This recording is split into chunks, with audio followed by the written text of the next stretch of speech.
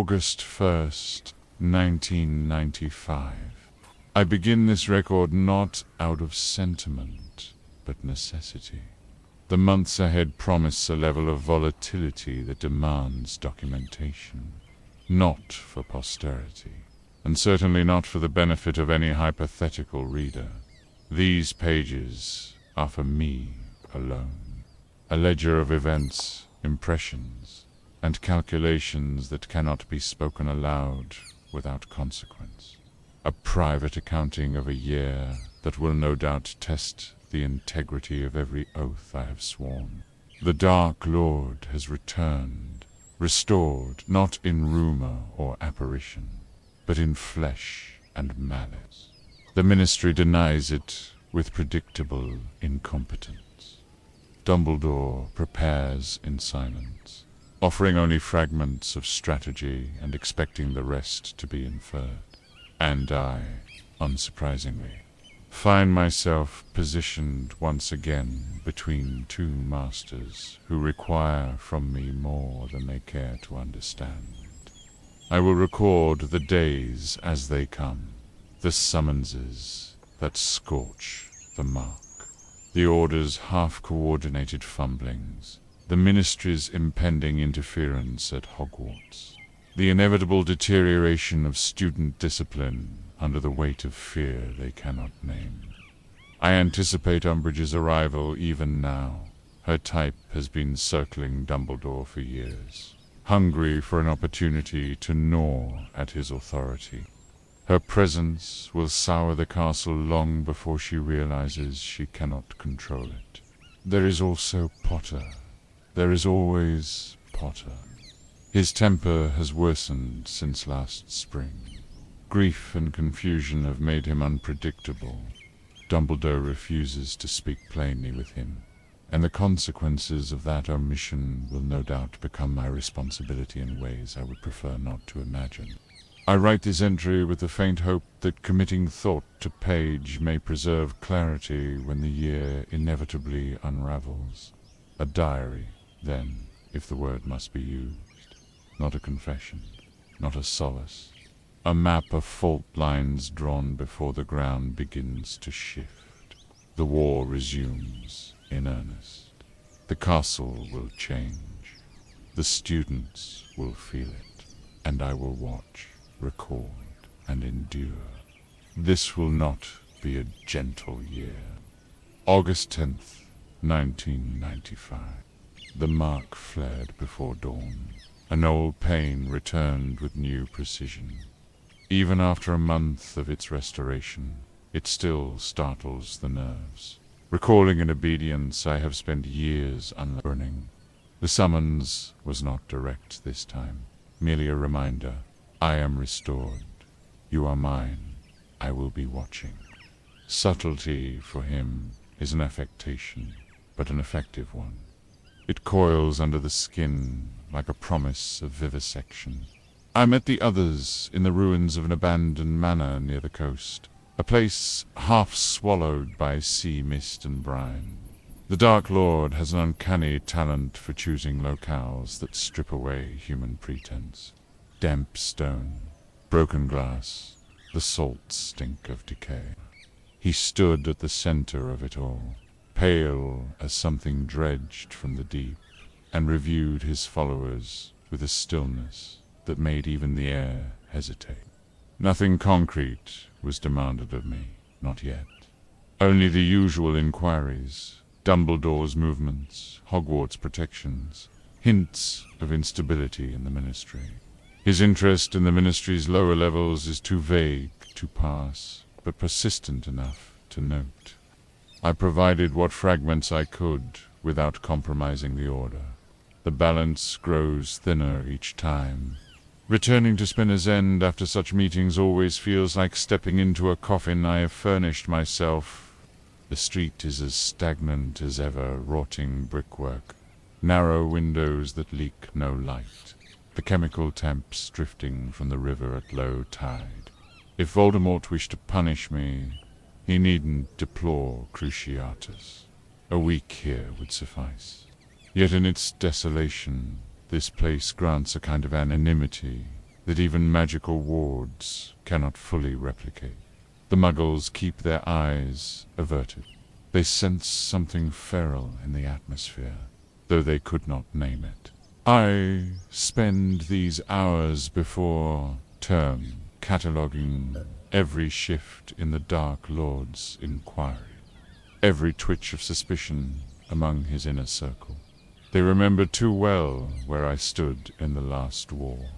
They remember the last-minute turn, the self-preservation dressed as contrition. It will take only a single miscalculation to unravel the entire fiction of my loyalty.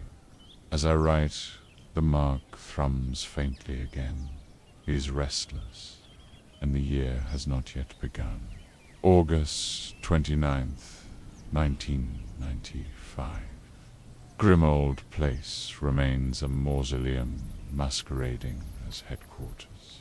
The walls exhale dust with every footstep, as though the house resents the living trespass. Black family magic clings to the banisters like tar, old, proud, malignant. Even with the Order's wards laid over it, the air hums with the residue of curses generations deep. It is unsurprising that Sirius resents confinement here. The place reeks of the childhood he deserved. Tonight's meeting was an exercise in strained civility. Molly fretted, Moody grumbled. Lupin attempted diplomacy with the weary desperation of a man mending a dam with parchment. Dumbledore offered instructions in his usual oblique manner, measured, deliberate, maddening. He performs distance, now with almost artistic commitment. Whether this is strategy or fatigue, I cannot discern. Either way, I am left to interpret scraps. Sirius and I inevitably clashed. His hostility is predictable, almost comforting in its unvaried pattern. Accusations sharpened by grief and idleness, all delivered from the safety of a house he cannot leave. He speaks of Harry as though the boy were glass, fragile, luminous, in need of heroic guardianship. He forgets that glass can cut. I offered only factual corrections to his insinuations, yet he met each with barely contained violence. Lupin intervened before the exchange could escalate into wand work. For that, I suppose I should be marginally grateful. Information from the Order is thin. Rumors of increased ministry surveillance. Scattered reports from sympathizers within the Department of Magical Accidents and Catastrophes, and a growing sense of dread without a defined source. I shared what could safely be shared. Fragments of the Dark Lord's inquiries, his curiosity about the Ministry's inner corridors, his interest in Dumbledore's absences. They listened, but I could feel the unspoken, "How many of your truths are half-truths? How many of your omissions are treason?" Leaving Grimmauld Place, I felt the house's wards shudder behind me like a creature exhaling after prey has departed. I cannot decide which suffocates more, the Order's suspicion or the Dark Lord's attention.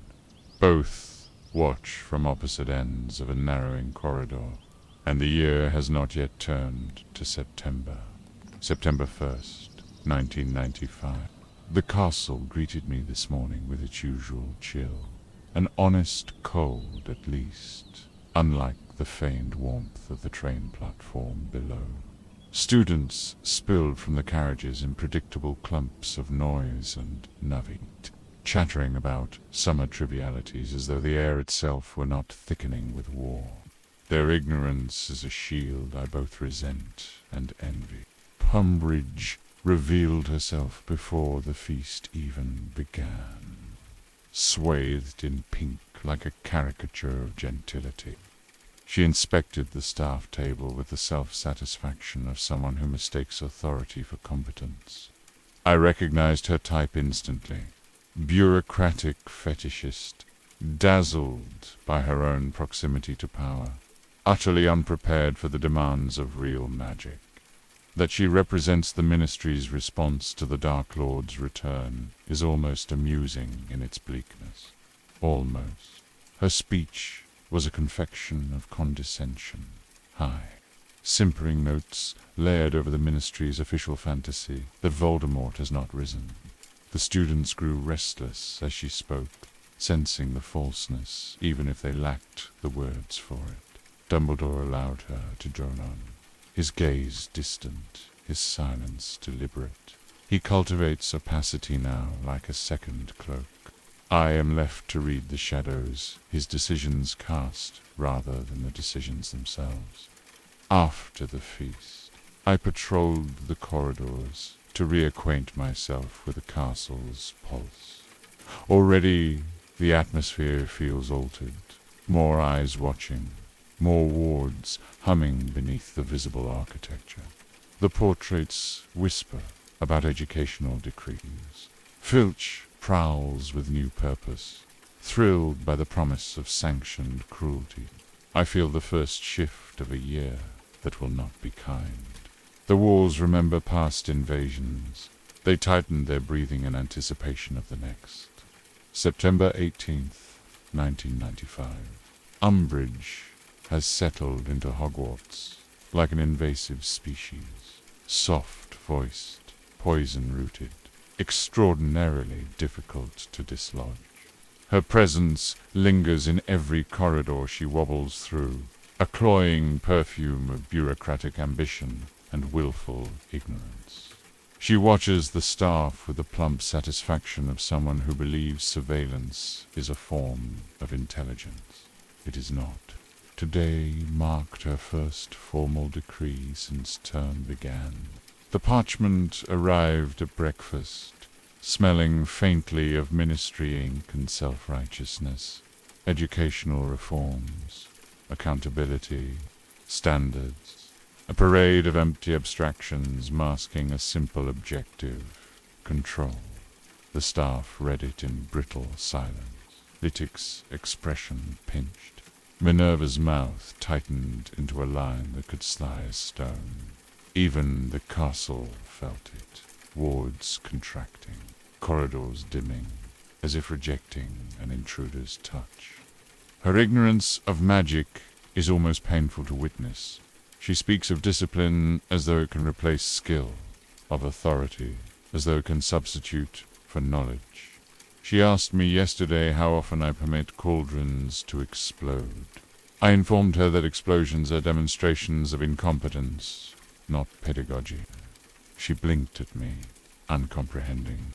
One wonders how she survived her NID-WTs, if she took them at all. Student morale declines by the day. Whispers bloom in corners. Eyes dart toward her office with a mixture of fear and disgust. Even the Slytherins, typically receptive to hierarchy, show signs of unease. They sense something off about her, something that is not power but its parody. Potter naturally exhibits open hostility, which she mistakes for corruption rather than alarm. She will target him soon. It is inevitable. The Ministry believes that by placing a toad on the throne, it can command the weather. It has not accounted for the storm already gathering under the roof. The castle absorbs every shift, every decree, every sour note in her voice. Its patience, like mine, wears thin. October 7th, 1995. Umbridge's evaluations have begun in earnest. An odious parade of pink lace and petty power. She sat in my classroom today like a gaudy blot of mildew on the stone, her clipboard bristling with self-importance. She observed as if she fancied herself capable of understanding even a fraction of what transpires in a properly run potions lesson. It was almost diverting to watch her try. Her expression curdled the moment the first cauldron emitted steam of a color she had not anticipated. when I explained the volatile reaction between asphodel and wormwood. Something any second year with intelligence above room temperature should know. She gave a prim little nod, scribbled something useless, and asked whether more cheerful lighting might reduce student anxiety. I did not dignify the suggestion with a response. Dungeons are not tea parlors. She eyed the shelves of preserved specimens with thinly masked revulsion. The basilisk fangs in particular seemed to trouble her. "Do they have safety charms?" she asked, as if a fang from a long-dead creature might rise up and gnaw her hand off simply out of spite. If only I could charm them to do so. The students, sensing theater, oscillated between stiff obedience and suppressed laughter. Even the more volatile Gryffindors held their tongues, though Potter radiated his usual simmering defiance. He has perfected the art of glaring without blinking, a skill he no doubt believes makes him formidable. It merely broadcasts his predictability. Once she left, the air itself felt relieved, as though the dungeon had expelled a contaminant, yet the residue of her scrutiny lingers. She will file her report. She will attempt to interfere further. She will continue to press her doughy hands into affairs beyond her comprehension. The Ministry has sent us a watchdog, but one too dim to know where to bite. That is almost more dangerous than if she had teeth. October 30th, 1995. Demark burned tonight, an insistent, searing summons that cut through the evening like a blade. I felt it during the last class of the day, a sudden tightening beneath the skin that made the torches flicker in sympathy. The students noticed nothing, of course. They rarely do. They left behind the usual detritus, scorched ladles, unevenly diced frog liver, and I warded the door before the meeting place was a derelict estate near a marsh, half collapsed, its wards hanging in tatters like cobwebs. Voldemort favors these carcasses of old wizarding families, structures that have rotted under their own arrogance. When I arrived, the inner circle already ringed him, their masks gleaming in the damp candlelight. The floorboards creaked under the weight of our gathered silence. Even the rats had abandoned the house. He questioned me first. He always does. Dumbledore's movements, Hogwarts wards, the Ministry's internal tremors. Each answer weighed, dissected, and filed within that icy mind. His interest in the Ministry has grown sharper, though still maddeningly vague. He asked about access protocols for the lower departments, their staffing rotations, the extent of administrative oversight. It is clear he seeks something stored deep within those corridors, but he does not yet reveal what. That alone is unsettling. He rarely hides his obsessions, unless the stakes are considerable. Pry supplied information in measured increments, careful to omit anything that might illumine the Order's current strategy. A few half-truths about security enhancements. A suggestion that Fudge's paranoia keeps certain records unavailable. A note about Dumbledore's temporary absence from the school. Enough to maintain credibility, not enough to be useful. When he dismissed us, I executed the required bow, though the stench of mold and old magic pressed like a hand over my mouth. The air outside was no better, heavy with marsh gas and the sour temps of dead reeds. I disapparated before the night could cling to me. Back at Hogwarts, the castle's wards wrapped around me with a familiar, iron-tight pressure. A reminder, this place is the fragile fulcrum upon which both sides now balance. and the Dark Lord's questions grow more pointed with every summons. The year advances, and the margins in which I operate grow narrower. November 12th. The castle feels brittle this month, overheated by resentment, undercut by silence. Even the portraits seem to mutter more sharply, their painted faces pinched with irritation. Umbridge's regime spreads through the halls like a fungal bloom. Pink proclamations nailed to stone, decrees multiplying like spores. Students react as they always do when cornered, either with sullen compliance or reckless defiance. Neither improves my temper. Classroom discipline has frayed at the edges, missed assignments, brewing errors I have not seen since my first year's teaching, whispers that skitter away the moment I enter the room.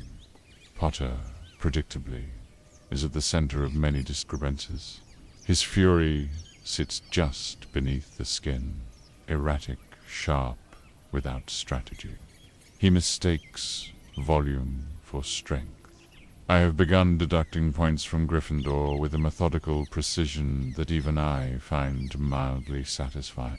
He returns my scrutiny with a glare that would be laughable if it were not so tediously familiar. James wore the same expression at 15, the entitlement, the simmering impatience, the belief that adults are obstacles rather than structure. Whatever burdens Potter carries from last year, and clearly there are some, he masks them beneath behavior so indistinguishable from James's worst excesses that I cannot bring myself to search for nuance. The tension is not limited to the Gryffindors. Even my own house senses the change. The Slytherins have grown skittish, less confident under Umbridge's eye than I anticipated. They know power when they see it, and they know when it is a counterfeit. Some of them watch her with calculation, others with unease, a few with open disdain, an interesting divergence. I walk the corridors at night and feel the stones listening. Hogwarts does not tolerate false authority. It endured Carreau cruelty in an earlier age. It will endure this ministry puppet as well.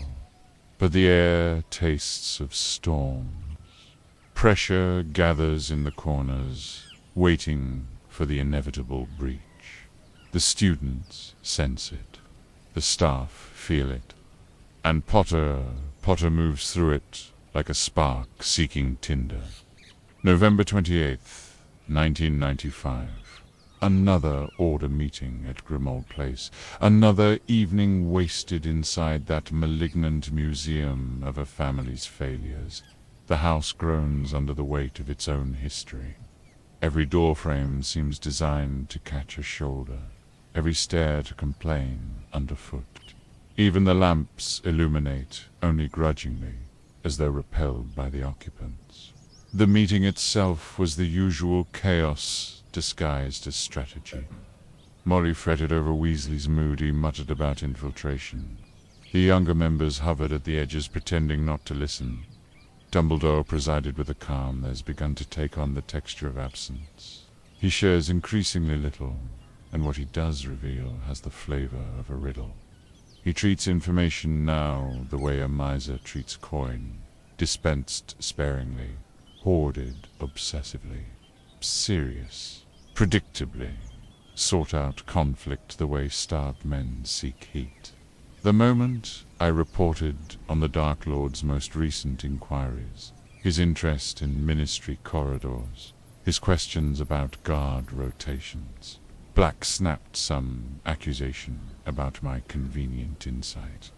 His hostility is so reflexive it has lost any actual edge. It is the empty swing of a rusted blade. He paces that house like a trapped dog, snapping at anyone who passes too near the bar. His impatience with confinement curdles into performative bravery, most of it directed at me. He cannot strike at Voldemort, so he strikes at the next available target. I responded with minimal provocation, though I confess the temptation to escalate was curiously strong tonight. Perhaps because I saw something brittle in him, something cracking along fault lines laid decades ago. Lupin intercepted us before words turned to wandwork, diffusing the moment with the weary skill of a man accustomed to mending things that will break again. As usual, my report was received with a mixture of gratitude and suspicion. They want my information. They resent the source that provides it. They rely on my espionage.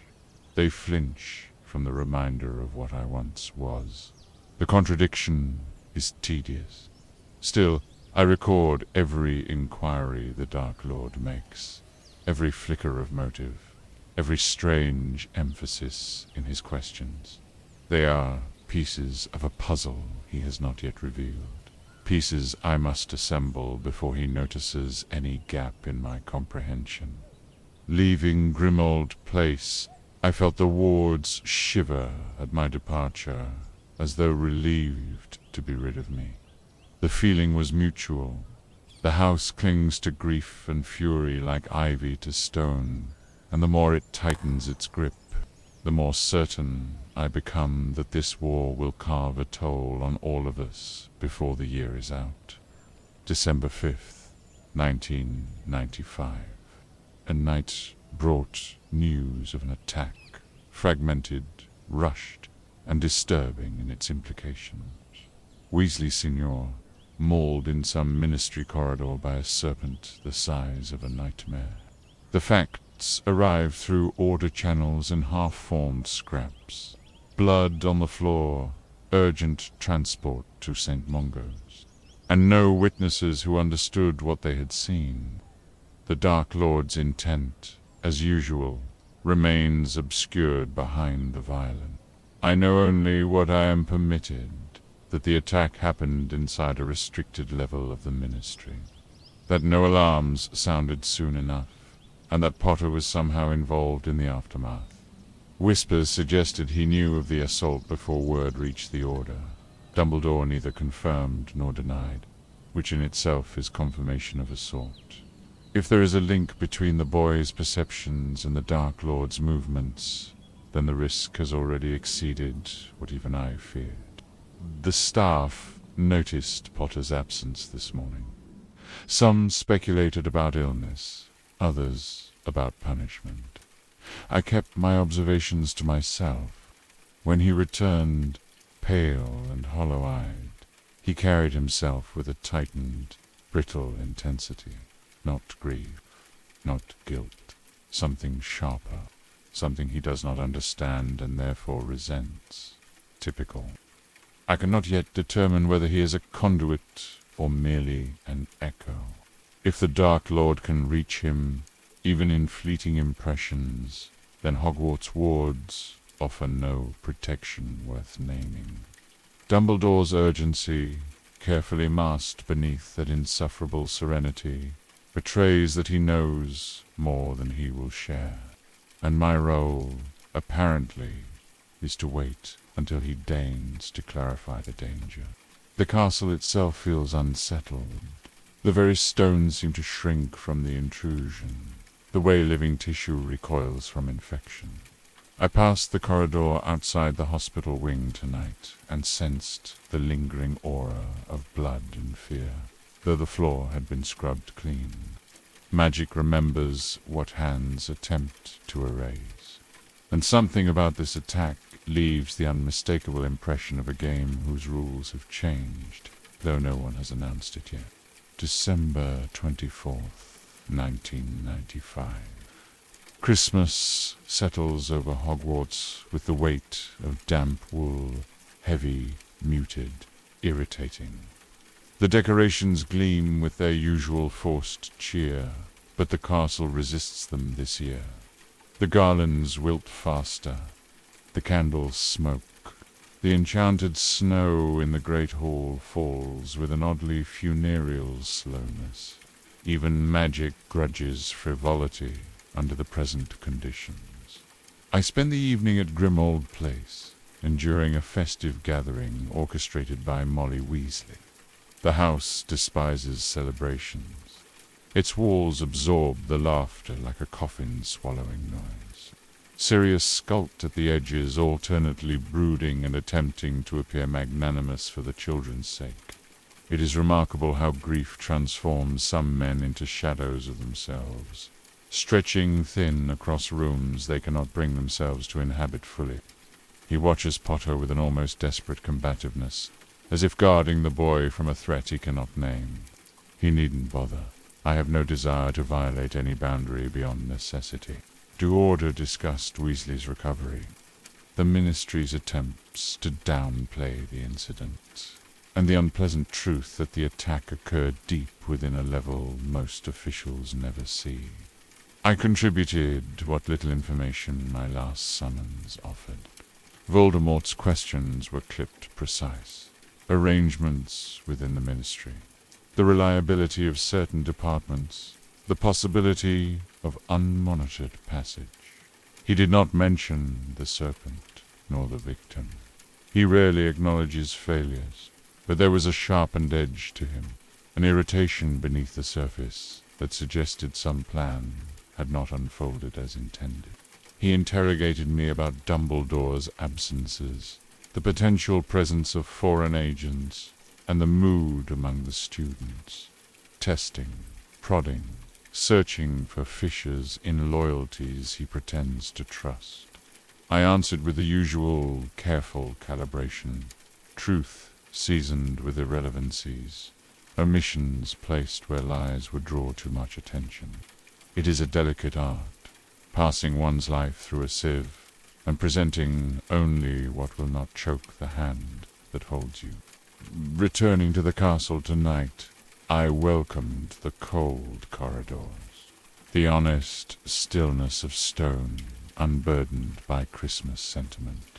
Snow drifted through the high windows, scattering white light across the floor like shards of bone.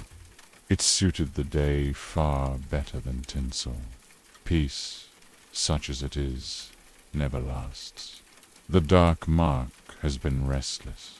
I expect another summons before the new year forces its way in. January 10th, 1996. Dumbledore chose the worst possible moment to impose yet another burden, Occlumency lessons, for Potter and under my instruction.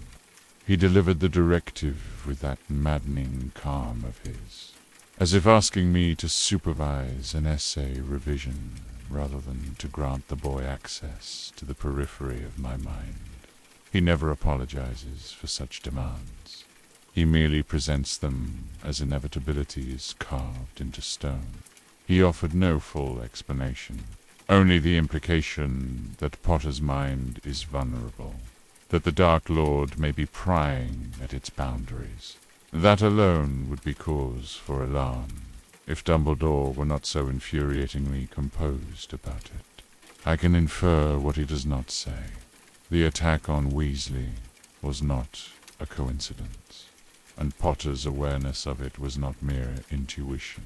Something threads between the boy and the Dark Lord, something volatile, unstable, and capable of tearing through whatever protections the castle offers. The prospect of entering Potter's mind is deeply unpleasant. My memories are not curiosities for a child to stumble through. There are corridors I sealed long before he was born. Corridors lined with things he has neither the right nor the context to witness. Yet Dumbledore insists, and refusal is not an option. Protect the boy for Lily's sake. The old vow returns like a lash. It is never spoken aloud, but it echoes regardless. Potter's reaction to the announcement was predictable. Suspicion first, then resentment, then that adolescent bravado he mistakes for dignity. He does not understand the danger. He rarely does. He thinks the world conspires to humiliate him. He does not realize how easily the Dark Lord could hollow him out from within. I will begin the lessons when term resumes. I will teach him to guard what little he possesses.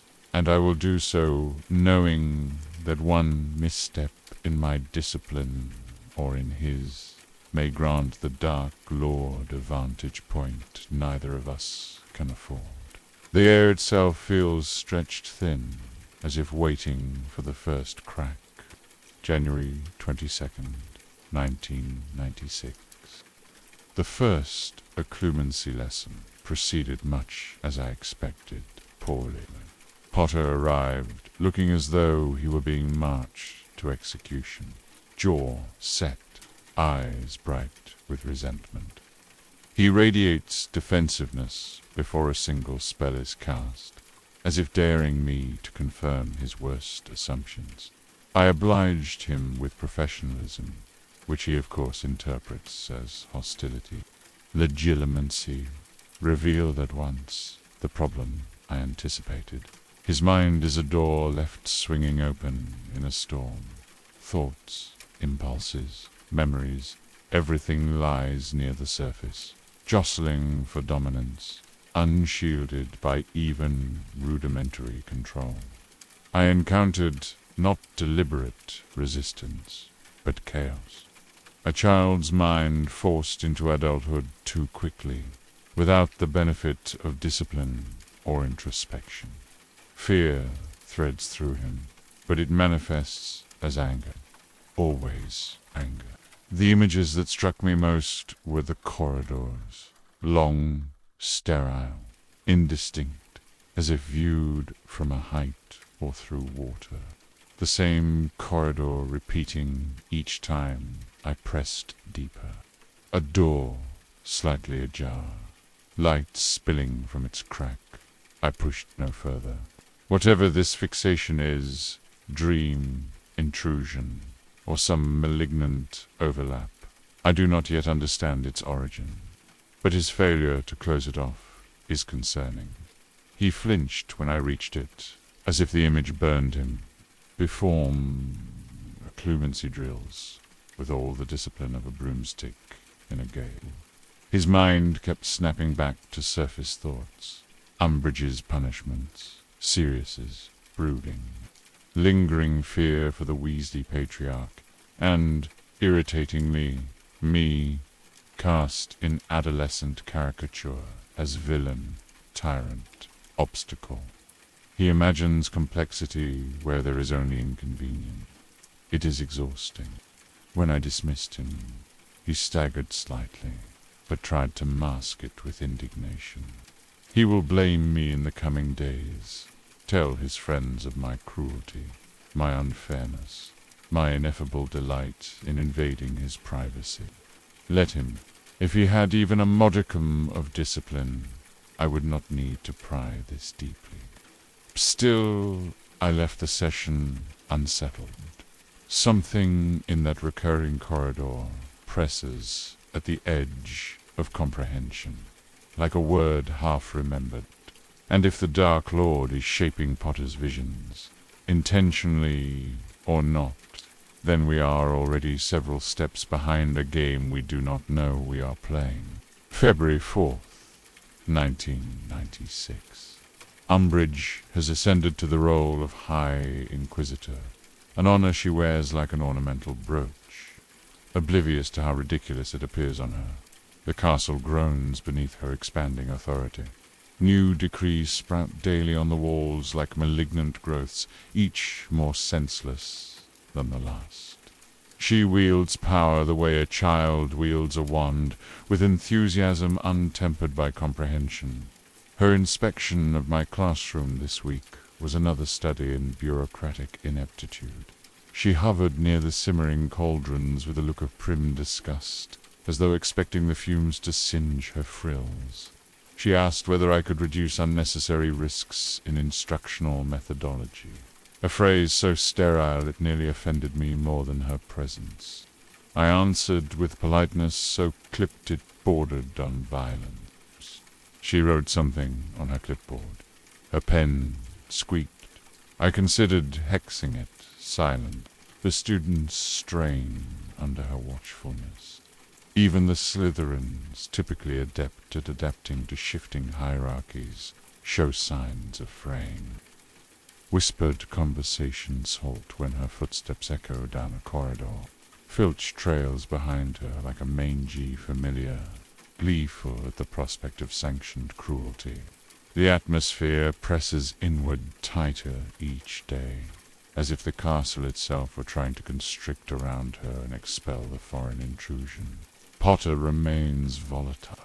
He radiates agitation that no amount of detentions can extinguish. His mind, during our latest Occlumency lesson, was a storm of half-formed images. Rage, fatigue, corridors, again, always that corridor, and flashes of something colder that I could not place.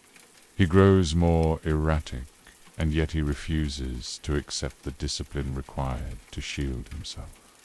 He believes I torment him for pleasure. I wish he understood how little satisfaction there is in sifting through the debris of another person's mind. Umbridge, Potter, and the Dark Lords, quiet probing.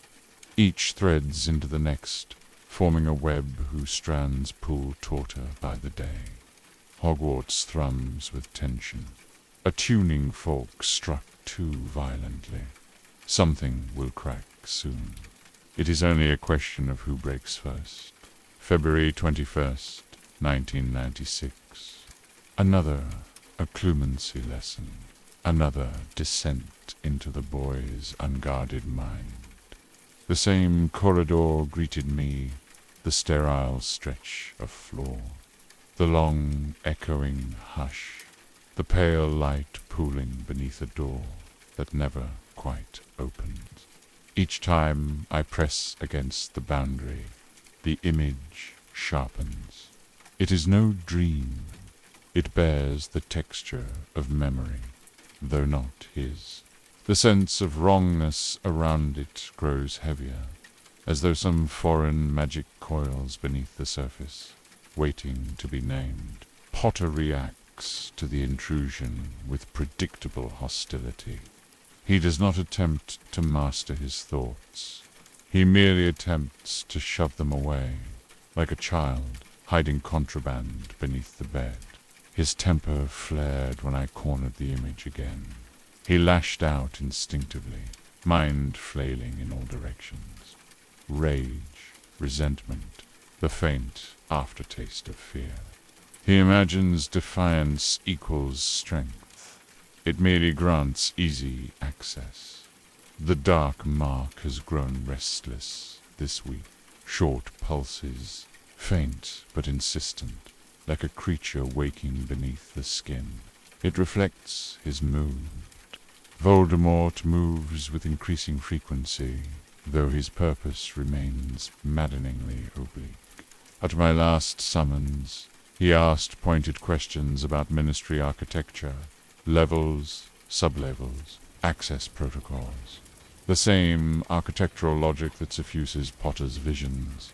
I do not believe in coincidence.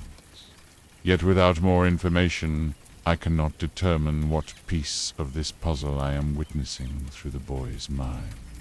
Umbridge prowls the corridors with renewed zeal, clutching her clipboard as though it grants her dominion over the castle itself. She cornered me outside the staff room to inquire whether the Potter boy appears unstable. I held her gaze until she looked away. The woman would drown the school in paperwork before admitting her incompetence. Tonight, the castle feels taut, as though the wards themselves are bracing. Some pressure builds, silent, invisible, but unmistakable. And Potter, stubborn, undisciplined, incandescent with emotions he cannot name, stands squarely in its path. March 5th, 1996. Potter's deterioration continues with impressive consistency. He arrives 2 lessons hollow-eyed, temper simmering at a boil he cannot control, hurling antagonism at anyone who dares speak to him. He imagines himself besieged by injustice, when in truth he is simply cornered by consequences he does not comprehend. Adolescents are predictable this way. They assign malice to any structure that resists their whim. His Occlumency performance has worsened. Tonight his mind resembled a cluttered attic, half memory, half fantasy, all piled in disordered heaps. Rage surged at every intrusion, when I attempted to guide him toward technique rather than instinct. He met instruction with suspicion, as though I were attempting to manipulate him instead of salvage what little resistance he possesses. He views the lessons as punishment, not protection, and the more Dumbledore distances himself from the boy, the more Potter mistakes his isolation for betrayal. He radiates exhaustion beneath the anger, not weakness. He would never permit himself to show that, but strain, like a bowstring drawn too tight.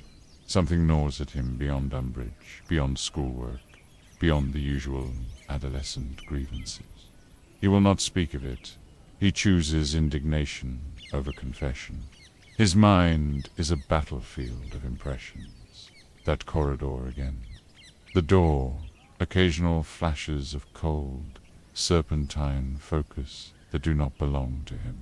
He does not see them. I do. The staff has begun to notice the shift. Even Minerva, whose patience rivals stone, watches him with a furrowed brow.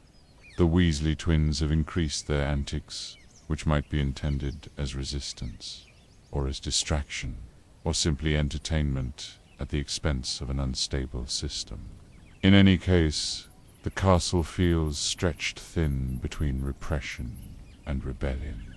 Wards tremble at odd hours. Staircases misbehave more frequently. Magic adapts to tension faster than people do.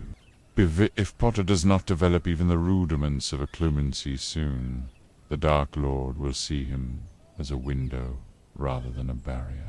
And once a window is opened, it is nearly impossible to close without breaking the glass. March 10th, 1996. Disaster, foreseen, avoidable, and yet somehow inevitable. Tonight's lesson broke precisely where I feared it would. Potter's anger reached its apex, and with it his recklessness. He entered the dungeon bristling, practically vibrating with indignation, as though daring me to strike first. I obliged only with the spell legilimens, and the fragile dam of his mind burst. P flailed as always, offering no true resistance, only noise. I pressed deeper, intent on forcing him to confront the discipline he refuses to cultivate. Then the shift. A surge of raw emotion, a backlash of mental force, and suddenly he was not retreating, but reaching. His consciousness lurched in a direction I had not anticipated, like a hand groping through fog, and it closed around my memories. A courtyard, jeers, a wand flying from my hand, my own voice cracking with humiliation. Lily's face, brilliant, horrified, blurred by adolescent rage. The scene snapped into focus with sickening clarity, the past bleeding through the walls I have kept sealed for decades.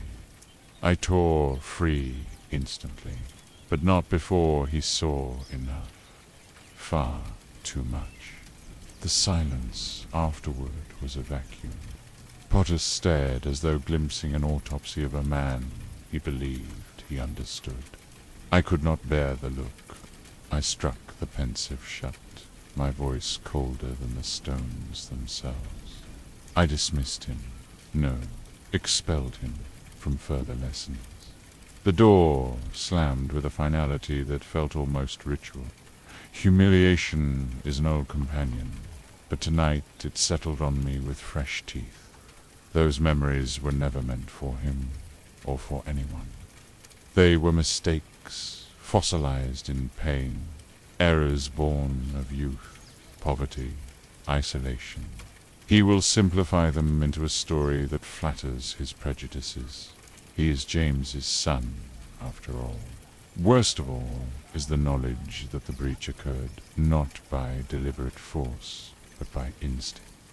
If a 16-year-old, undisciplined and unfocused, can batter down my defenses in a moment of emotional upheaval, then the Dark Lord, disciplined, methodical, relentless, could carve through Potter's mind like parchment. The lessons are finished. I will not permit him another opportunity to weaponize my past against me. Let Dumbledore find another way to shield the boy. My tolerance has reached its end. March 21st, 1996. The aftermath lingers like smoke trapped beneath the skin. Potter avoids my gaze in corridors, good sense for once, and I return the courtesy. The air between us carries a charge, not unlike the moment before a storm breaks, thick, metallic, anticipatory. Students notice, of course. Gryffindors glare on his behalf. Slytherins watch me with a curiosity as sharp as their ambition. None of them understand. They assume conflict where there is only containment. Dumbledore has made no attempt to address the collapse of the Occlumency lessons. His silence is infuriating, though unsurprising. He dispenses assignments like celestial decrees, and then recedes when their consequences become inconvenient. Perhaps he imagines the boy will somehow develop mental discipline through sheer willpower, or perhaps he believes the vulnerability inevitable and seeks merely to delay its exploitation. I am not granted the courtesy of insight. Potter's mind, though I no longer probe it, continues to echo in the periphery of my thoughts. That corridor persists in my memory, a vision imposed upon him, or shared with him, I cannot say, but its presence was too consistent to ignore. A door he fixates upon, a door he fears and desires in equal measure. If the Dark Lord is the one shaping these images, then Potter stands exposed in ways neither he nor Dumbledore acknowledges. Since ending the lessons, the dark mark has pulsed with greater frequency. Not full summons, merely reminders like fingernails drumming on a tabletop. Voldemort grows restless. Unfulfilled ambition has made him irritable, unpredictable. At the last gathering, he asked again about ministry levels, workforce patterns, the structural logic of deep corridors. His tone suggested impatience. Whatever he seeks remains beyond his reach. In the castle, tension seeps into every crevice. Staircases shift erratically. Torches gutter without cause. Magic responds to emotion. And the collective strain of hundreds of students living beneath surveillance has begun to warp the character of the place. Even the suits of armor seem to listen more intently, their visors tilted as though prepared for command. I find myself sharper in temper, slower in sleep. Humiliation is a stubborn fever. It burns long after the wound closes. And Potter, oblivious as always, walks the halls with a shadow behind his eyes that did not exist weeks ago. He is changing rapidly, and not for the better. April 3rd, 1996.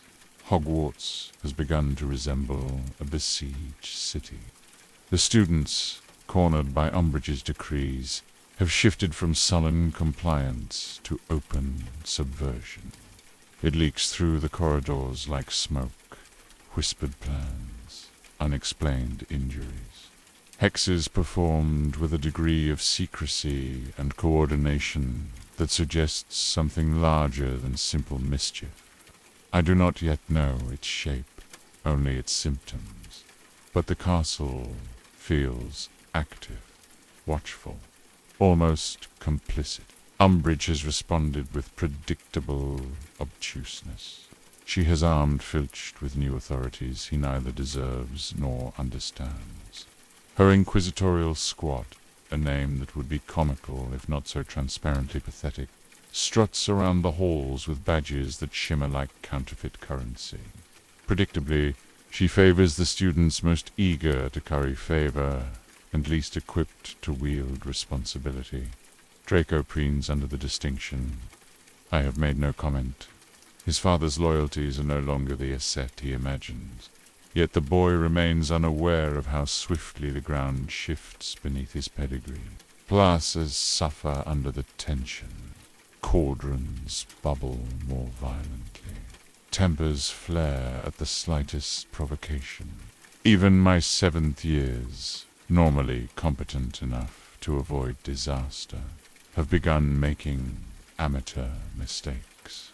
The atmosphere thickens the way magic does before a duel.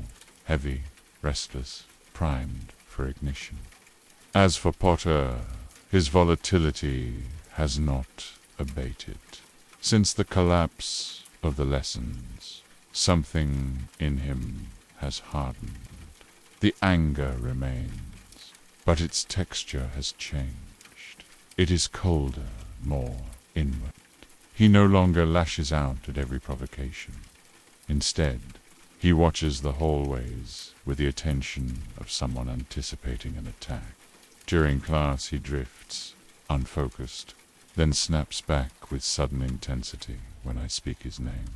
The effect is disquieting. The corridor haunts him still. I can see it in the way his gaze flickers toward empty space, as though listening to something beyond sound. I do not need to breach his mind to sense that the image is growing sharper for him. If the Dark Lord is pressing from the other side, then each day, without occlumency, widens the breach. And yet, even knowing this, I cannot bring myself to resume those lessons. A man cannot be expected to reopen wounds he only just managed to cauterize. Let Dumbledore decide how to proceed. He seems content to let the boy wander with a door in his head that leads somewhere dangerous. The castle quivers tonight. Whether from rebellion or intrusion, I cannot yet tell. But something is building, and every stone in these walls can feel the pressure. April 20th, 1996. Another summons last night, subtle at first, then sharp enough to drive sleep from bone. The dark mark pulsed with insistent rhythm, tugging like a hook buried in flesh. I answered, of course. To hesitate would invite questions I cannot afford to entertain. The meeting place was a shuttered chapel in the north, its stained glass shattered into jagged teeth. Voldemort paced the nave with the gliding impatience of a predator forced to wait on incompetent prey. The air around him felt thinner, stretched by his temper. He questioned me immediately. No preamble, no courtesy of false civility. Ministry rotations, night guards, the layering of wards around the deeper floor. His interest has narrowed with alarming clarity. The Department of Mysteries. What he seeks inside it remains unspoken, but the hunger in him is unmistakable.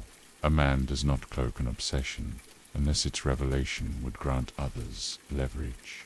I provided fragments, nothing more, details sufficiently plausible to satisfy the interrogation without granting true advantage. He tolerates me only because I am useful. He trusts me only because he believes himself omniscient. If either of those illusions wavers, my lifespan shortens considerably. When he dismissed us, the dark mark flared once, then fell silent. but something lingered in the air, a taste of anticipation laced with frustration. He is close to some conclusion, or imagines himself to be. Whatever lies beyond that corridor in Potter's visions, the Dark Lord wants it enough to fray his own composure. Returning to Hogwarts was like stepping into another reality entirely. The corridors buzzing with rebellion. Umbridge flailing in pursuit of control she never possessed. Peeves has grown bolder. He nearly dislodged a chandelier onto her unfortunate head. I did nothing to interfere, educational decree or not. There are limits to how many indignities I am willing to defend. Potter looked more strained than usual today. His eyes shadowed, his shoulders drawn tight, as though bracing against some private assault. The corridor haunts him still. I see it in every flicker of inattention. He is being pulled toward something he does not understand, and perhaps cannot resist. The pieces move faster now. Voldemort circles the Ministry like a vulture. Potter circles that infernal door. And Umbridge, blissfully ignorant, clings to her parchment decrees, as though she commands the storm gathering over her head.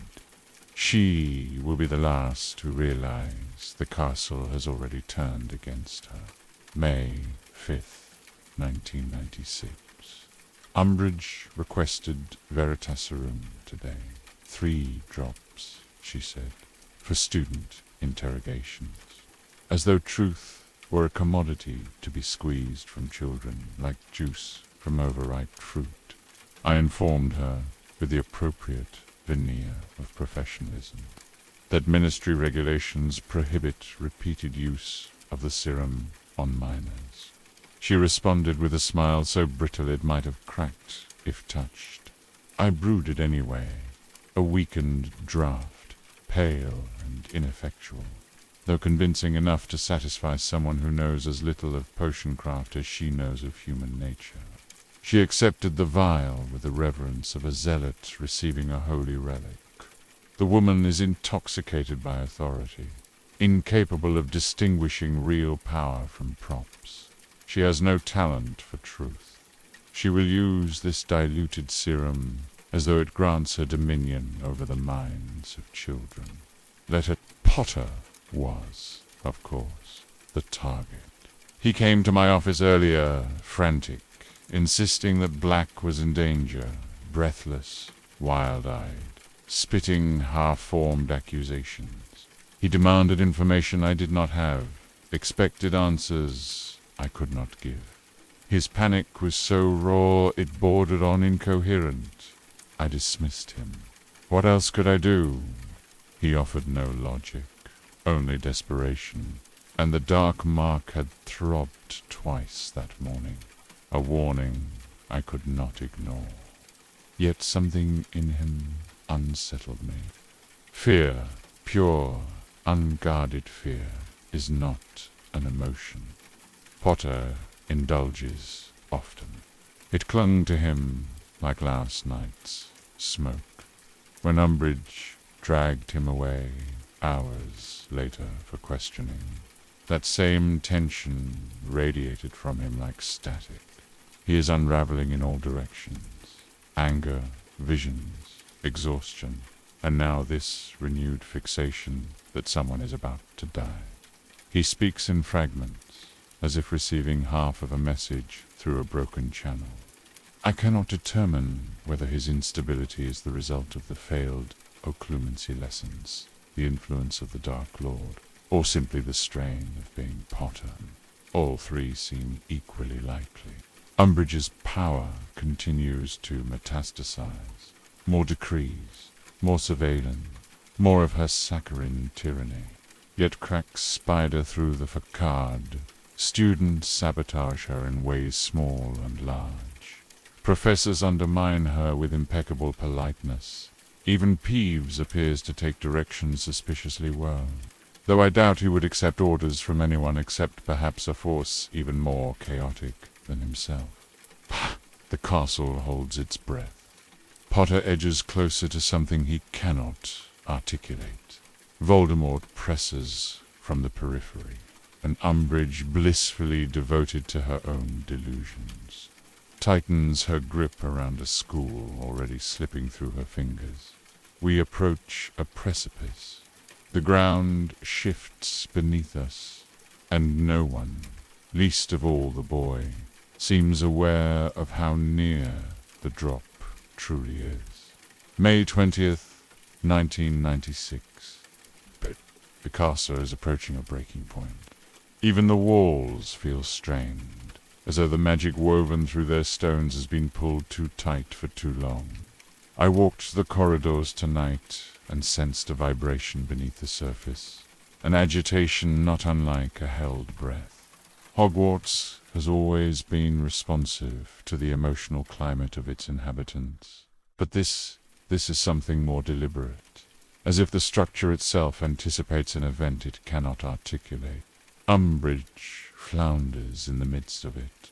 Her decrees multiply in proportion to the chaos she cannot quell. The students slip through her fingers like smoke, vanishing at odd hours, reappearing with barely concealed triumph, leaving behind little fragments of sabotage, doorways sealed shut, staircases rerouting her into broom cupboards, torches that extinguish themselves whenever her silhouette appears. She suspects staff involvement. She is not wrong. None of us lift a finger to assist her. Some of us lift fingers to hinder her.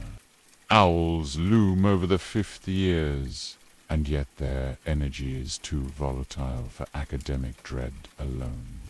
Something simmers among them, an organization of sorts, though they bury the evidence well. Injuries appear that are too precise to be accidents. Spells are whispered that do not come from textbooks, and Potter's closest allies look increasingly as though they have secrets brimming behind their teeth. Potter himself drifts through the days in a kind of grim trance. His anger has cooled into something more unnerving, an alertness sharpened by sleeplessness, as if he is waiting to be struck from an angle he cannot yet locate. He watches the shadows. He watches doorways. Occasionally, he watches the staff, as though assessing whether we can be trusted. He does not watch me. That particular bridge has burned beyond ash. Yet the corridor clings to him still. Though I no longer enter his mind, the signs are unmistakable. His sudden absences in thought, the reflexive tension in his movements, the flicker of dread he cannot fully mask. Whatever vision presses upon him grows more urgent, and with it the dark mark throbs in uneasy counterpoint, never fully summoning, always reminding. As if its master, too, feels time drawing taut around some inevitable hinge. The storm gathers, and the castle senses it. So does the Dark Lord. And Potter, blind, stubborn, reckless, stands squarely at the converging point of forces none of us can yet define. We near the precipice. The air tastes of it. June 10th, 1996. The castle woke unsettled today. Not in the usual way. No shifting stair, no misbehaving ward, but with a deeper vibration that threaded through the stone like a pulse misaligned with its own heartbeat. I felt at the moment I stepped into the corridor outside my chambers a faint pressure, as though the air were bracing against an impact it could neither prevent nor identify. Hogwarts has survived centuries of turmoil, yet it reacts now with the wary tension of an animal sensing a predator too distant to see. Owls continue, and the entire school vibrates with a unique dread only examinations can produce. But this is not academic anxiety. This is something older, heavier, magic tightening around itself, like a muscle anticipating a blow. Even the portraits mutter more quietly. Several shifted frames as I passed, pretending not to watch. They are terrible liars when frightened. I patrolled the dungeons before breakfast. Cauldrons burped sullenly, fumes rising in sluggish coils rather than their usual sharp spirals. My ingredient stores felt volatile, jars of volatile roots and tinctures humming faintly, reacting to fluctuations in ambient magic. Such sympathetic resonance occurs only under powerful emotional or environmental strains. Clearly, the castle is reacting to more than student nerve. Potter appeared exhausted at breakfast, dark crescents beneath his eyes, shoulders stiff, appetite non-existent. He pushed his food about with the absent gestures of someone half-present. Granger watched him with anxious precision, Weasley with the helpless bafflement of someone unused to interpreting anything beyond bodily need. The boy is fraying at the edges, not loudly, not with his earlier volatility, but with a quietness far more dangerous. When his eyes lifted, they were unfocused, drawn toward some internal horizon only he can see. The corridor haunts him still. I no longer glimpse it through his mind, yet his movements betray its presence. Sudden freezes in conversation, flinches when someone crosses his field of vision, a clenched tension in his jaw at odd intervals. He is being pulled by something unseen. Dumbledore, as usual, says nothing. Umbridge grows more desperate by the day. With owls monopolizing the great hall, she prowls the corridors like an oversized rodent displaced from its nest. She cornered me outside the staff room with a smile too sweet to be anything but an attempt at intimidation. She wanted to know whether my pupils seemed distracted, as if she expects me to hand her a list of dissidents. I informed her that any student competent enough to brew a stabilizing draught is also competent enough to conceal their thoughts. She did not appreciate the answer. The dark mark stirred late in the afternoon. Not a summons, but a twitch, a tightening beneath the skin, a warning. Voldemort is restless. His questions at the last gathering were too precise to be aimless threat. He seeks something specific within the ministry, something he has not yet obtained. Desperation makes him reckless, and when he is reckless, his followers are expected to compensate for his impatience with bloodshed. Mine, if I misstep. I passed Potter in the corridor after dinner. He did not see me at first. His gaze snagged on empty space, unfocused, as though listening to a whisper no one else could hear. When he noticed me, he straightened at once, anger flickering, then extinguishing under exhaustion. He looked thinner, not physically, but in the way a flame thins before it gutters. The air in the castle thickened toward evening, pressure behind the walls, like magic inhaling and refusing to exhale. Thunderclouds massed outside the windows, though the weather wards should have diverted the storm miles away. But storms, magical or otherwise, are notoriously indifferent to rules when enough energy gathers. I stood at the highest landing of the astronomy tower at dusk and watched the sky bruise from grey to a sickly purple. The wind tasted metallic below. The castle's windows glowed like watchful eye. I could almost feel the weight of what approaches pressing against the stones, reshaping the air, dragging everything toward some unseen convergence point. Potter walks toward it blindly.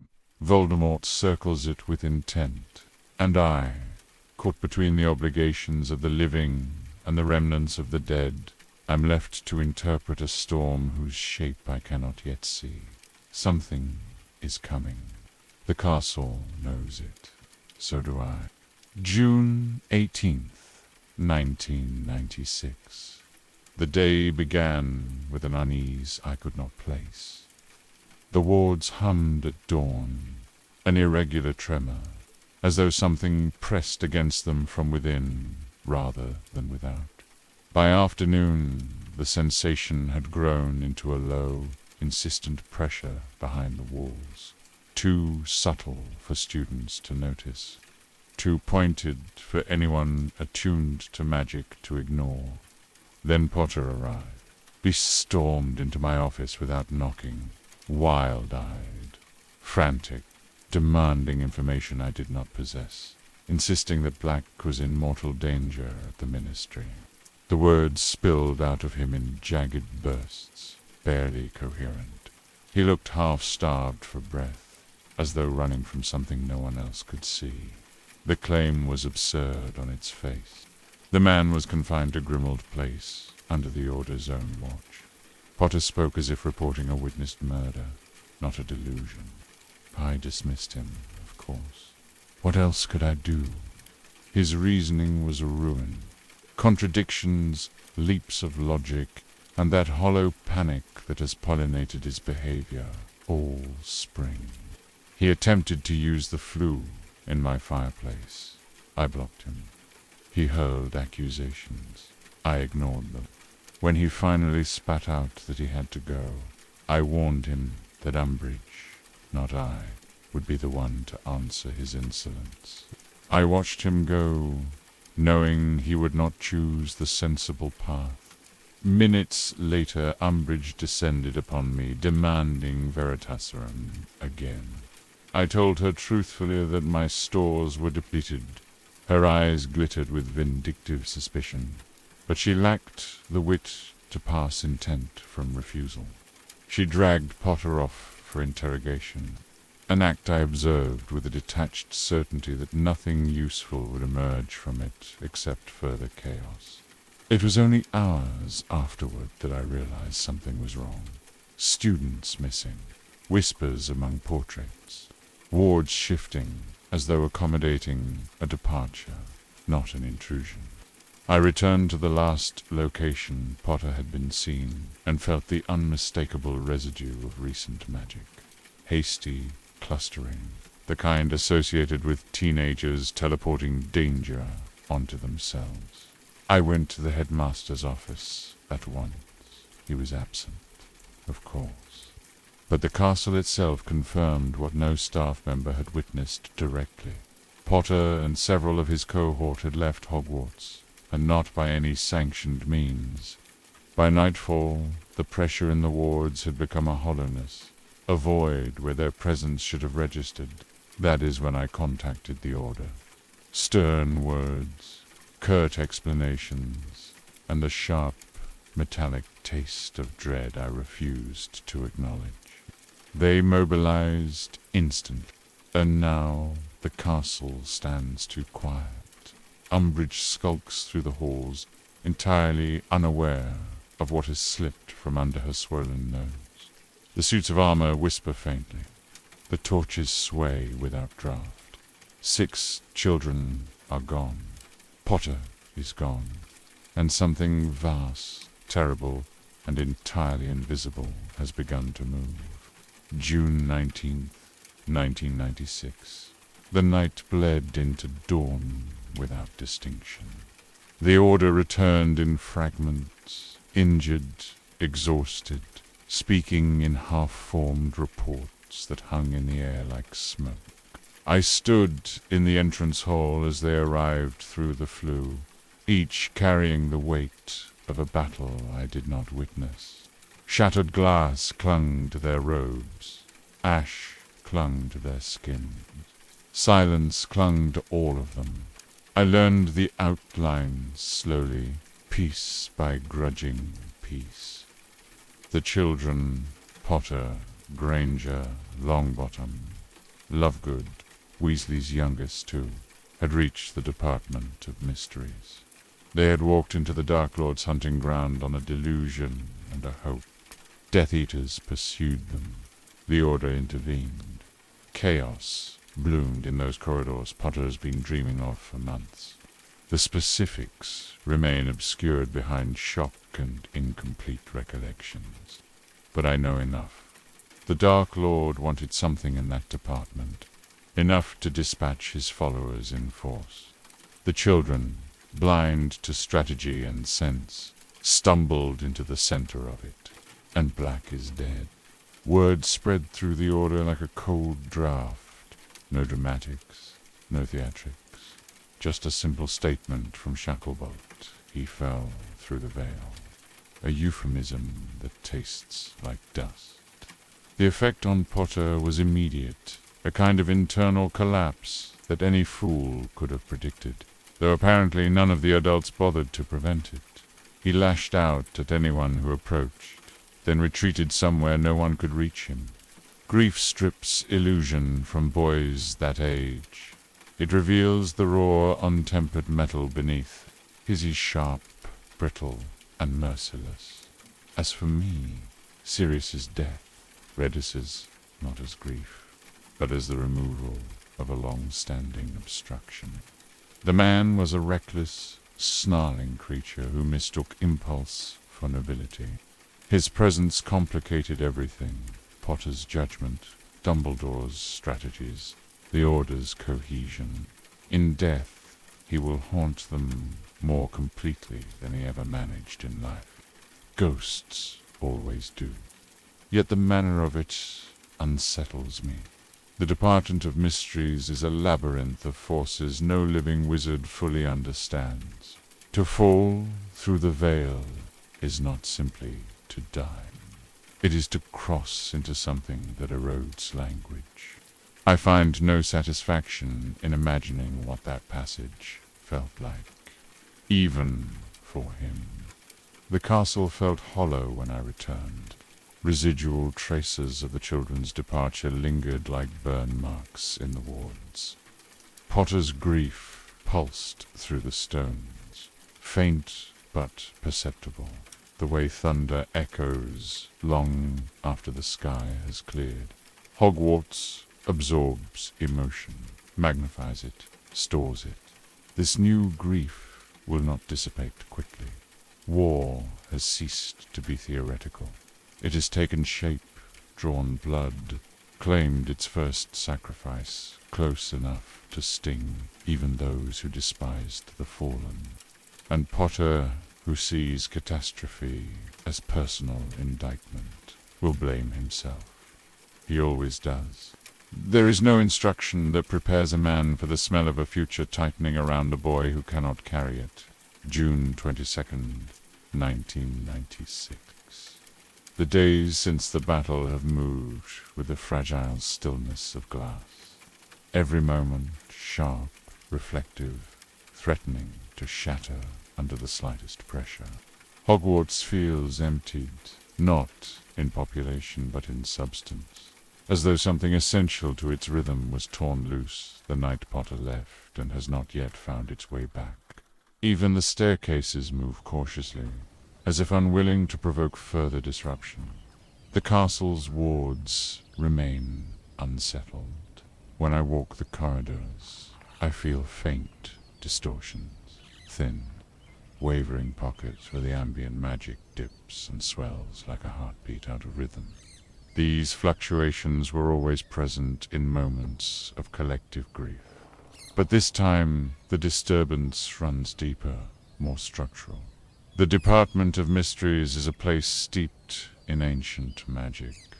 The collision of spells, the shattering of protections, the deaths, those forces leave echoes. Hogwarts is listening to them, absorbing them, reacting. Dumbledore has not spoken to me since the night I eluded the Order. He vanishes for hours, sometimes days at a time, returning with new lines carved into his face. When he crosses the great hall, conversation stiffens. Even the portraits observe him with uncommon solemnity. Rumors ripple through staff and students alike. Whispers of the ministry admitting Voldemort's return, of political upheaval, of public panic. Fudge's denial has snapped at last, though whether it snapped cleanly or splintered into self-preservation is unclear. Likely the latter. The children who fought in that wretched place move through the castle like survivors of a shipwreck. Granger clings to normalcy with white-knuckled determination. Longbottom's face holds a newfound firmness around the jaw. Lovegood is eerily unchanged, which is somehow worse. The youngest Weasleys oscillate between quiet companionship and explosive emotion. Their year has been cracked down the center. They simply refuse to look at the fault line. Potter is a different matter entirely. He walks the grounds in silence, expression carved from something too empty to be mistaken for calm. His friends hover around him but cannot reach him. He holds himself apart with the instinct of someone who has learned, abruptly, that attachment invites destruction. His movements are mechanical. Eat, walk, breathe, repeat. His grief is not noisy. It is coagulated into something dense and inward, a gravitational force pulling him away from the world rather than toward it. I avoid him more than necessary, not out of pity. Sentiment is useless, but because the boy radiates the kind of emotional force that destabilizes magic in those around him. When I passed him by the lake yesterday, the very air sagged under a weight I could not quite name. Something inside him is broken, and broken things are volatile. The Order's reports have been sporadic. Shacklebolt sent word that the Ministry is scrambling to craft a narrative palatable to the public. Mass breakout thwarted, violent disturbance, tragic losses, all vague phrases designed to suppress the truth. They cannot hide the return of the Dark Lord now. Too many saw him. Too many suffered for the Ministry's arrogance.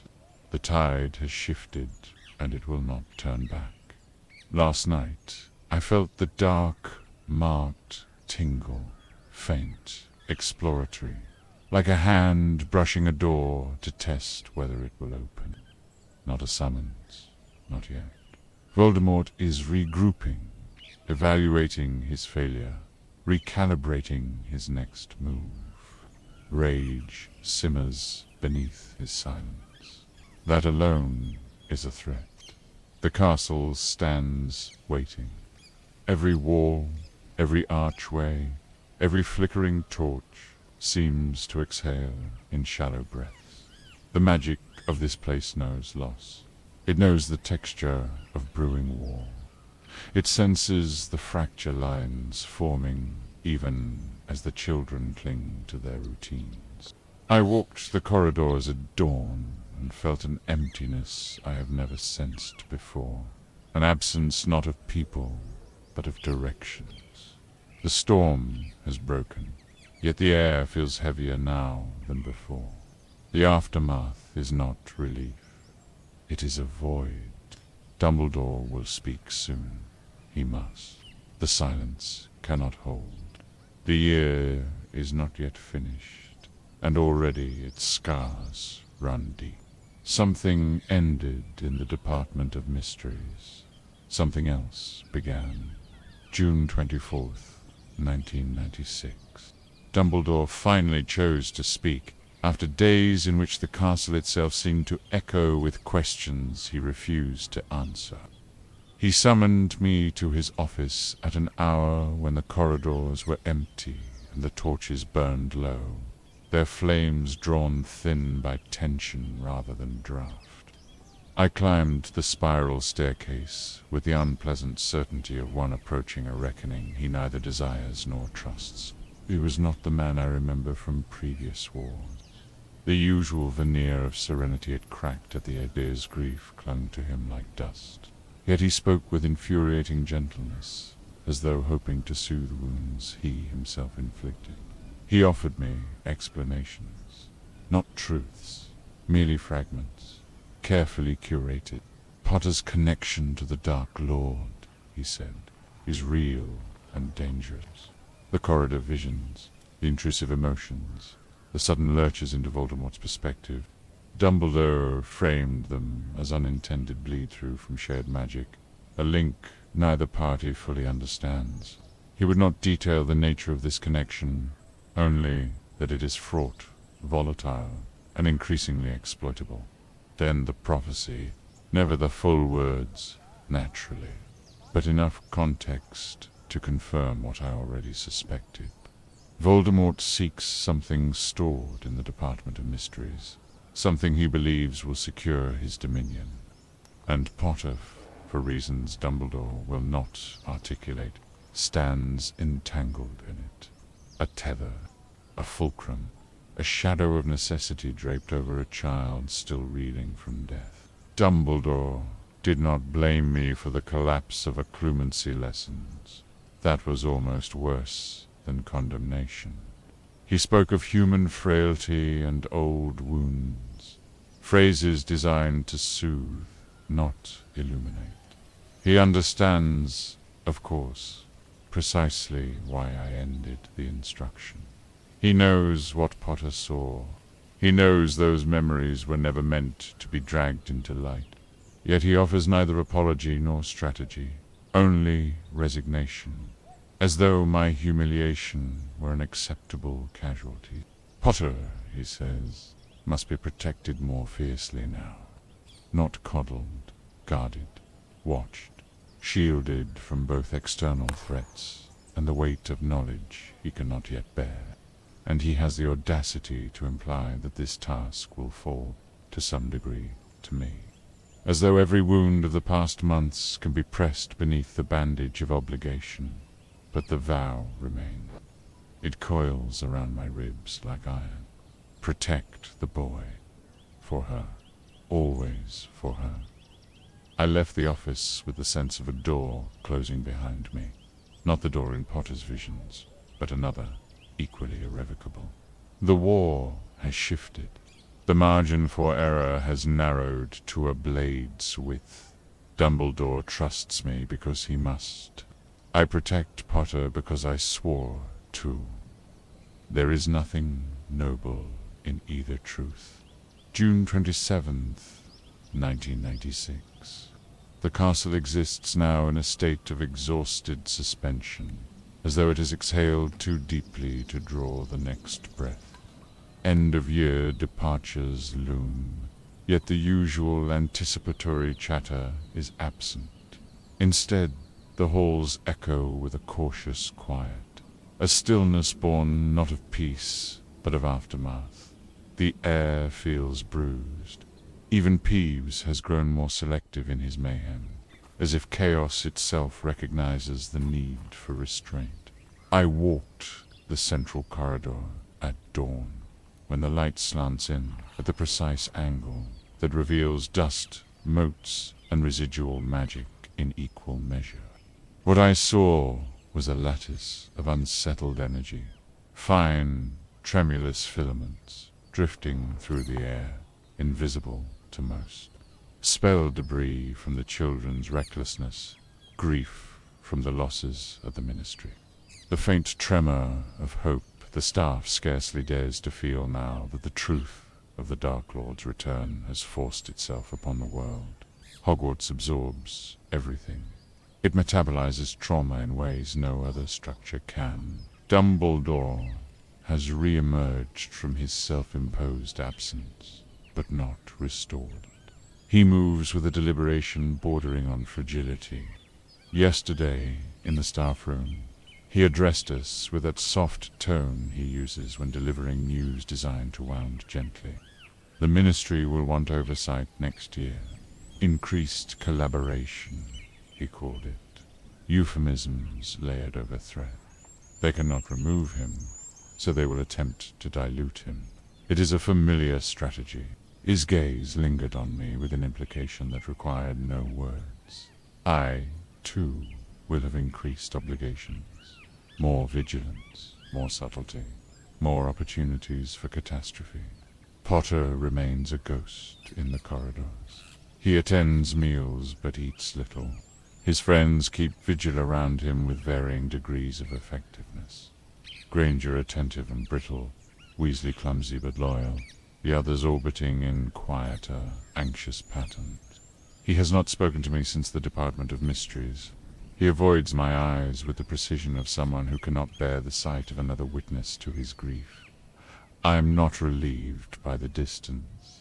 It simply means he has retreated into some internal chamber, one I have no desire to enter but every reason to fear. That kind of introspection, when catalyzed by trauma, calcifies into dangerous conviction. I have seen it before. The Ministry's presence in the castle has increased in subtle but unmistakable ways. Couriers arrive twice daily. Official documents appear on staff tables without explanation. Whisper networks among younger teachers proliferate with fearful speculation. Are we to be seized, evaluated, dismissed? They forget that overt control rarely requires excess force. It requires the illusion of inevitability. I checked the perimeter wards this afternoon. They responded sluggishly, as though recovering from illness. Battle magic, not even magic enacted on the grounds but within reach of the castle's historic protections, disrupts the older enchantments. They will mend in time, but not without intervention. Dumbledore will expect me to assist, and I will, not because I trust him, but because Hogwarts, unlike its headmaster, has earned a degree of loyalty. The dark mark remains dormant, but that is not reassurance. Voldemort's silence is strategic. He is reevaluating, reassigning blame, reimagining the failure of the Department of Mysteries into something he can weaponize. His next move will not be improvised. It will be deliberate, and it will be worse. Tonight the castle creaks with the slow cooling of stone under summer heat.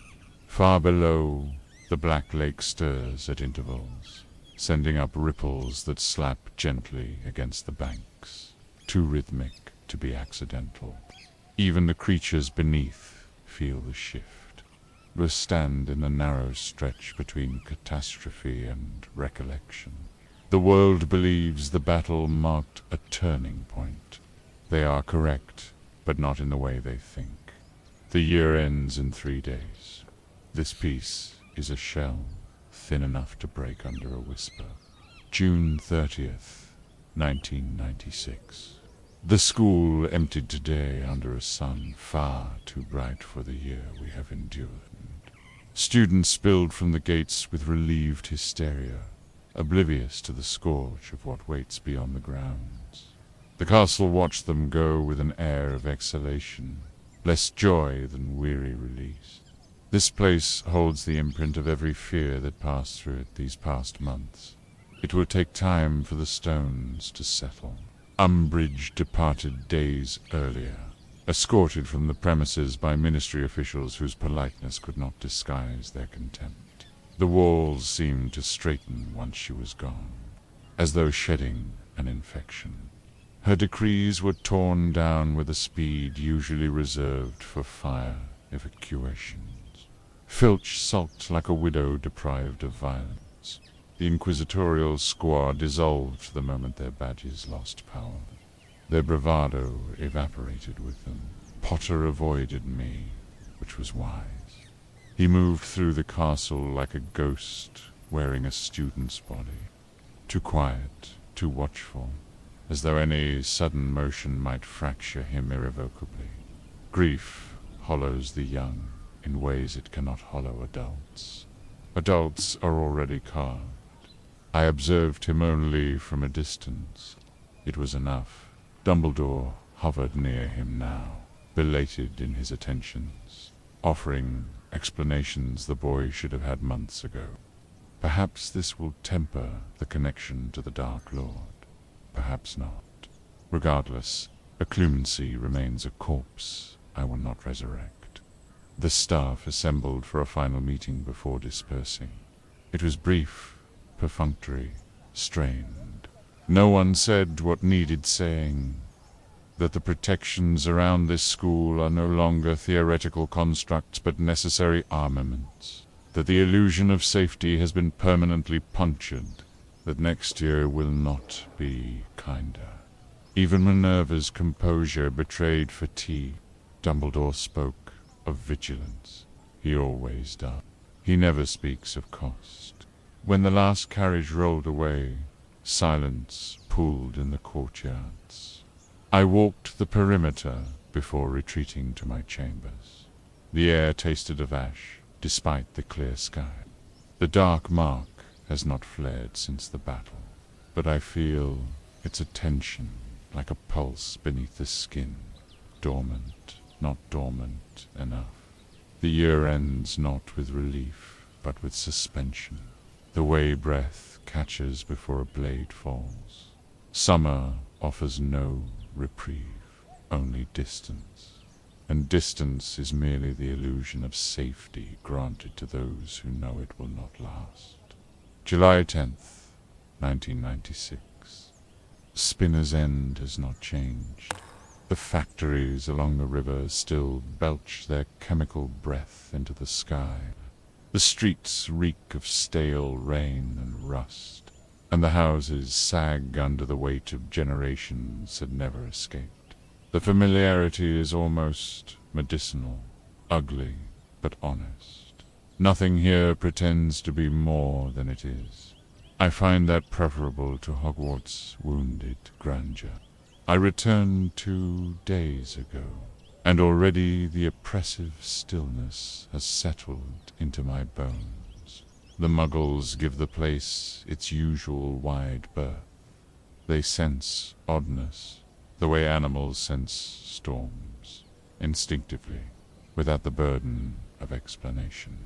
They avoid my door, my windows, even my shadow. Good. Their fear is the only courtesy they offer. The dark mark has stirred again, not fully, but with a steady, intermittent pulse, like a creature testing the boundaries of its cage. Voldemort has regrouped quicker than the Ministry understands. He convened a small gathering last night, masked by thick fog and the stench of industrial runoff.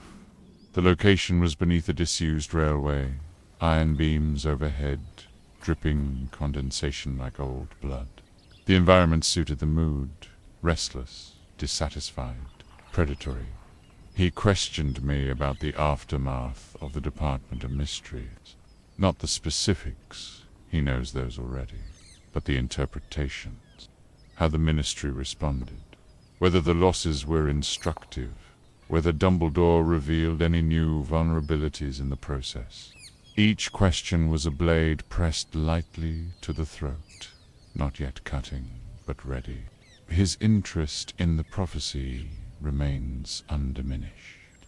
The failure to obtain it has sharpened his temper, though he cloaks the rage beneath a veneer of icy calculation.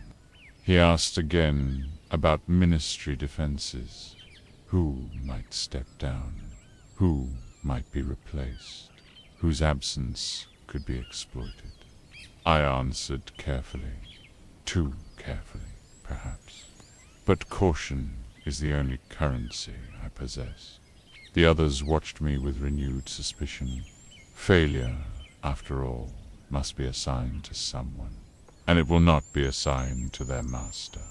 I offered what truths I could without feeding the fire. My utility remains intact for now, but usefulness is a temporary state in his service. Upon returning to Spinner's End, I stood outside for a long time, breathing the metallic air. A storm gathered over the river, thick clouds bruising the sky, the distant rumble of thunder threading through the smokestacks.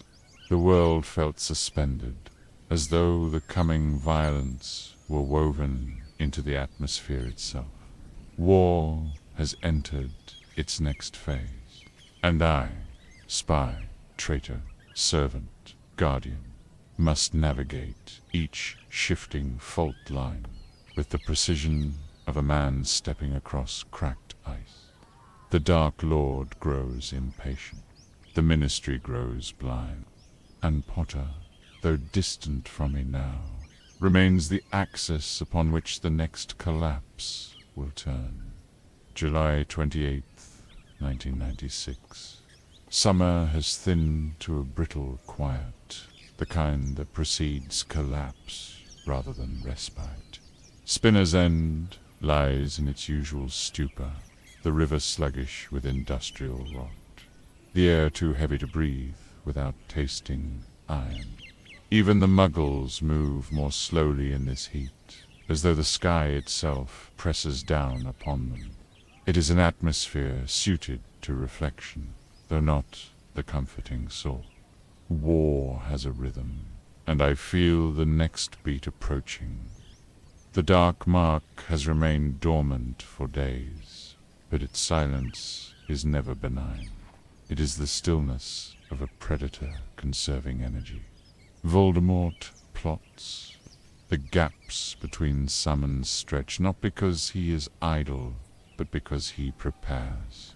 Information trickles in from the Order, attacks thwarted, disappearances mounting, rumors multiplying like vermin in the cracks of a sinking house.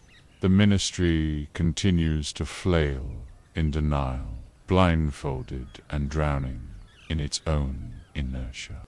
Dumbledore sent an owl yesterday, brief, oblique as always. A request that I return to the castle in the coming weeks to assess ward integrity before students arrive. He trusts few with that task now. A privilege, supposedly, or a reminder that obligations, once sworn, calcify into chains. I will go, not for him, not for the school, for the vow carved into me long before the boy even learnt to speak. Potter remains absent from my immediate thoughts, and yet not entirely gone. His name threads through reports, his grief through rumor, his anger through the very air the Order breathes. The death of Black will shape him, sharpen, harden, isolate. James would have wielded that grief like a banner. Potter clutches it like a blade. He will grow more reckless before he grows wiser, if he grows wiser at all. I have no desire to intervene, and yet the year has taught me this.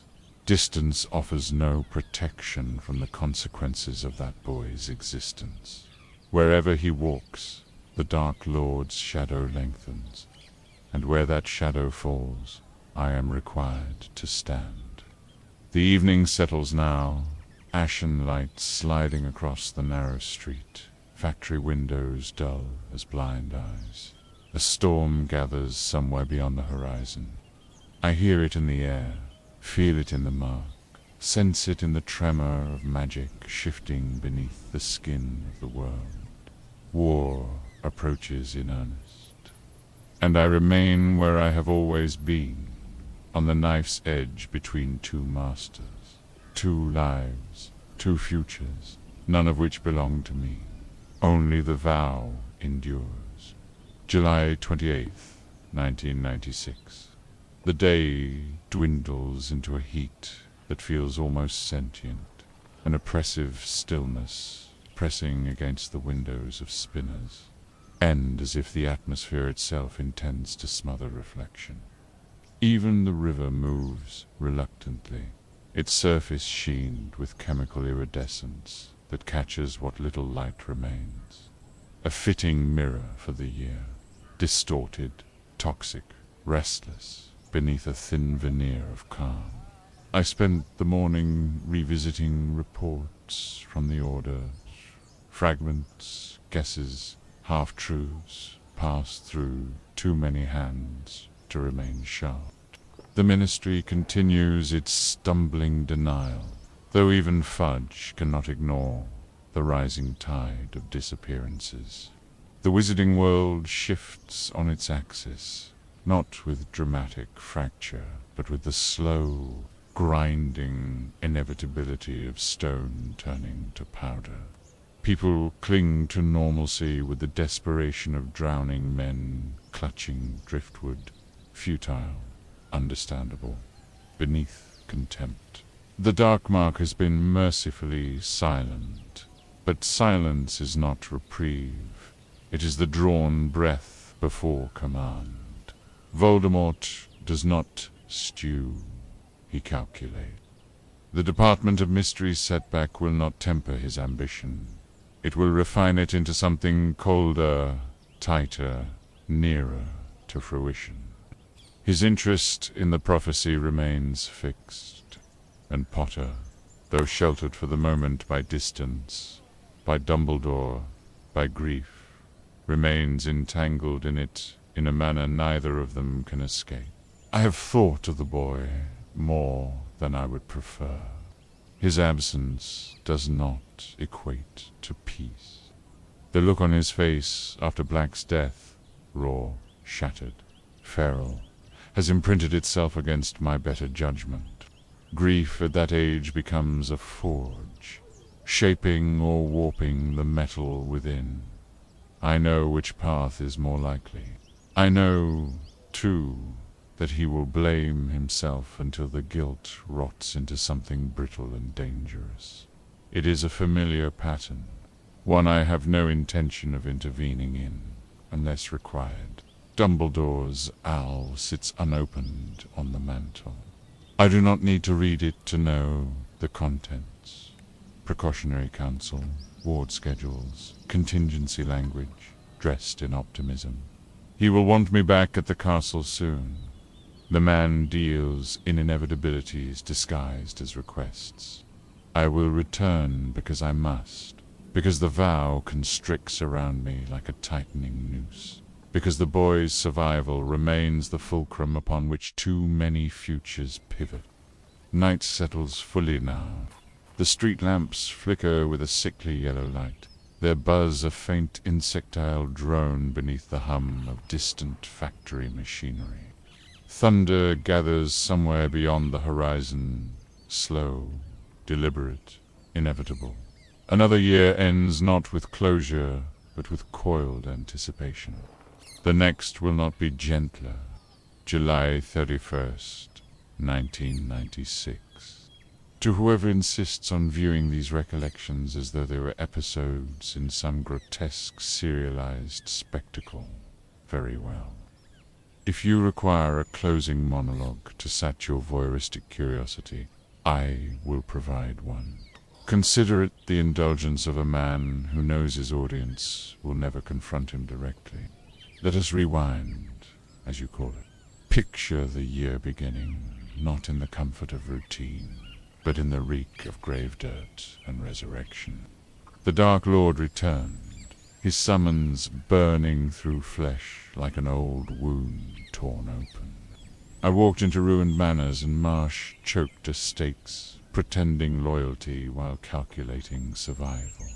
Yes, thrilling, I'm sure, if you are the sort who treats terror as entertainment.